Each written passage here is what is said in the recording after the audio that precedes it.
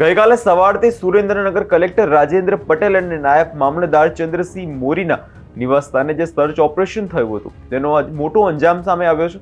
નાયબ મામલતદાર ચંદ્રસિંહ મોરીની ધરપકડ કરવામાં આવી છે અને હવે તેને કોર્ટમાં રજૂ કરવામાં આવ્યા છે।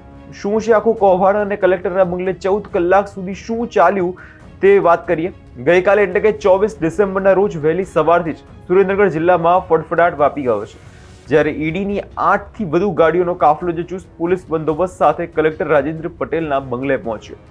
એક તરફ કલેક્ટરના નિવાસસ્થાને જે તપાસનો ધમધમાટ શરૂ થયો તો બીજી તરફ વઢવાણના રાવણવાસમાં રહેતા નાયબ મામલતદાર ચંદ્રસિંહ મોરીના ઘરે પણ ઈડીની ટીમે ધામા નાખ્યા હતા।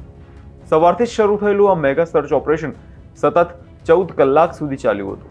અધિકારીઓના મોઢા પર ગંભીરતા હતી અને મીડિયા સાથે વાત કરવાનો તેમણે સ્પષ્ટ ઇનકાર કર્યો હતો। તપાસ એટલી ગુપ્ત અને ઊંડી રાખી કે રાત સુધી કોઈને ખ્યાલ જ નહોતો કે અંદર શું ચાલી રહ્યું છે। સવાલ થાય છે, આ 14 કલાકની તપાસનો અંતે ઈડીએ એવા તો કેવા પુરાવા મળ્યા હશે કે સીધી ધરપકડ કરવી પડી નાયબ મામલતદારની। તપાસ અંતે નાયબ મામલતદાર ચંદ્રસિંહ મોરીની પહેલા અટકાયત કરવામાં આવી અને ત્યારબાદ તેમની ધરપકડ કરવામાં આવી છે। આજે ચંદ્રસિંહ મોરીને અમદાવાદની ગ્રામ્ય કોર્ટ સ્થિત ઈડીની વિશેષ અદાલતમાં રજૂ કરવામાં આવે છે। ઈડીના સૂત્રો પાસેથી મળતી માહિતી મુજબ આ સમગ્ર કૌભાંડ મૂળ સુધી પહોંચવા માટે ઈડી વધુ પૂછપરછ કરવા માટે ઈડી દ્વારા કોઈ કોર્ટ પાસે આરોપીના 14 દિવસના રિમાન્ડની માંગણી પણ કરવામાં આવશે। આ રિમાન્ડ દરમિયાન અનેક મોટા ખુલાસાઓ થવાની શક્યતા હાલ અત્યારે દેખાઈ રહી છે। હવે સવાલ થાય છે કે આ દરોડા પાછળનું મુખ્ય કારણ શું છે?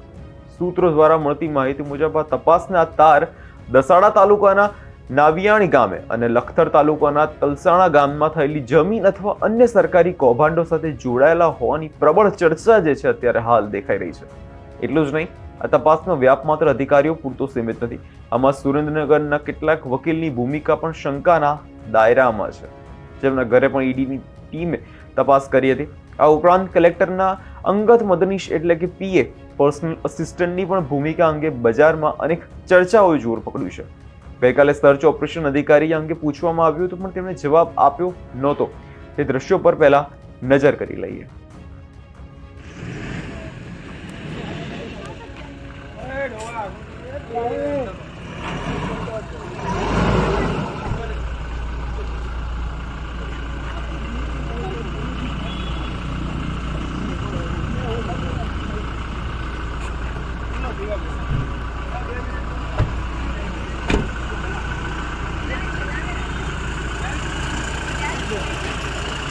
શું કે મેડમ બાઇક આપે છે કેમ? પેલું પૂછ્યું તું એમ 2 એક જ છે મેડમ।